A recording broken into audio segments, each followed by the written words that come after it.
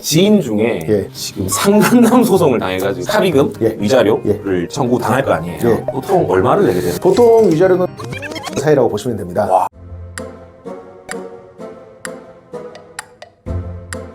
안녕하세요. 법무법인 대한중앙 김 소장입니다. 안녕하세요. 조기현 변호사입니다. 대표님, 참 이 좋은 사건은 아닌데요. 지인 중에 지금 상간남 소송을 당해가지고 상간소송.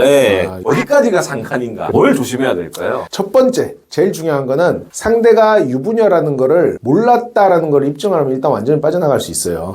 유부녀라 하더라도 네가 유부녀라는 거를 나는 몰라서 너랑 연애한 거다. 유부녀라는 걸 모를 만한 증거들 같은 게 있잖아요. 남자가 여자한테 야, 너 그러면은 나이가 많은데 뭐 결혼은 안 하느냐 뭐 이런 카톡이라도 보냈다. 그럼 빼도 박도 못하고 이 여자가 미혼이라고 생각했다 해서 만난 거 아닙니까? 그럼 대화 내용에서 유부녀인 게 티가 난다면은 그냥 절대 못 빠져나가겠네요. 아니죠. 했던 행위에 따라 달라요. 우리 법원은 상당히 자유연애, 좀 이런 남자 여자의 만남에 비교적 관대합니다. 우리가 봤을 때는 명백히 데이트에 해당하는 영화 보고 밥 먹고 차 마시고 남자가 여자 집까지 바래다주고 그래도 그것만으로 부정행위 인정 안 됩니다. 알고 있었더라도 그렇죠. 그 정도로는 상간남이 해당이 안 된다. 안 되죠. 그럼 어느 행위까지가 상간남에 해당이 되는 건가요? 보통 핵심적으로 성관계하면 당연히 인정되고 그 다음에 키스하는 장면 당연히 인정됩니다. 그 탐정이나 누구 붙여서 뒤에서 키스하는 장면 찍는다. 요거 인정돼요. 팔짱 끼고 걸어가는 거. 이게 애매해요. 팔짱을 낀 게 아니라 순간 넘어지려고 해서 부축을 해준 것 뿐이다. 뭐 순간적인 사진이면 그럴 수도 있는 거고 또 심지어는 숙박업소 투숙을 했는데 같이 한 집에서 잤는데 콘도 같은 거 있지 않습니까? 그 리조트 같은 거 보면은 거실 하나에 룸이 2개 있으면은 딴 방에서 잤다. 그러면 한 방에서 잤다는 걸 입증 못했으니까 부정행위 아니다라고 인정되는 하급심 판례도 있습니다. 그럼 또 여기서 궁금한 게요. 상간남 소송을 당하면 합의금, 위자료를 청구당할 거 아니에요. 보통 얼마를 내게 되나요? 보통 위자료는 1,000만 원에서 5천만 원 사이라고 보시면 됩니다. 최대 5천만 원. 5천만 원이 이제 끝판왕인데 걸려요. 중간에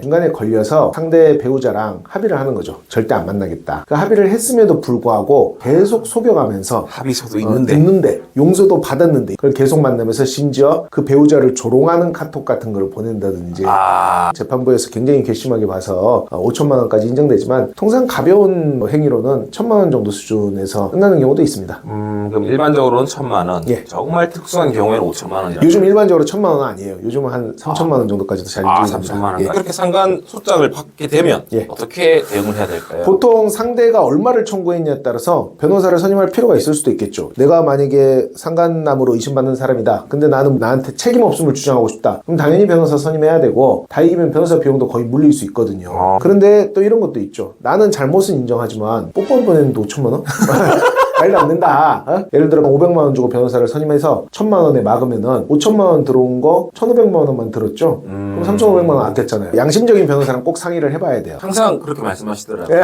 실리가 없는 것 같습니다. 실리가 없으면은 변호사 선임할 필요 없어요. 이게 이제 상간 소송으로 당한 게 그나마 다행이라고 볼 수 있는 건데 지금 친구분이 상간남으로 소송 당했잖아요. 근데 이 여자가 만약에 좀 더 악질적인 여자였으면은 남편한테 자기가 바람을 펴놓고도 드라마에서 강간당했다 해서 남편이 성폭행으로 고소하는 경우 상간소송이 아니라 고소를 해서 부부 사기단이네요. 그렇죠. 자기 아내한테 속아서 고소를 하는 경우도 있지만 남편은 부정행위라는 걸 알면서도 실질적으로 남편이랑 아내랑 공모를 해서 내가 성폭행으로 고소할 테니까 네가 강간당했다라고 나한테 진술서 써주면은 그걸로 하겠다. 강간으로 가자. 사실 이게 비슷한 케이스가 있잖아요. 강용석이.